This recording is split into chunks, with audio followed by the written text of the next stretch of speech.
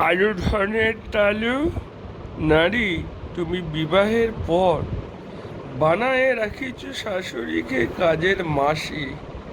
যদিও জন্ম দিয়েছিল তোমার স্বামীরে, মোহে পড়ে মাকে কটু কথা আজি শোনালে। মা তব নিয়েছে দায়িত্ব, ভাত কাপড় ও এতদিন তব দুঃখ যত ছিল সম ভাগায় লিয়েছিল তব। হে নারী, জানিবে তোমার গর্ভে যে আসিবে একদিন এই আচরণ ফেরত পাইবে। সুপ্রভাত। আমরা কবি সাইকেল প্রদূষণের এই সামাজিক উক্তি দিয়ে দিনের সুপ্রারম্ভ করি।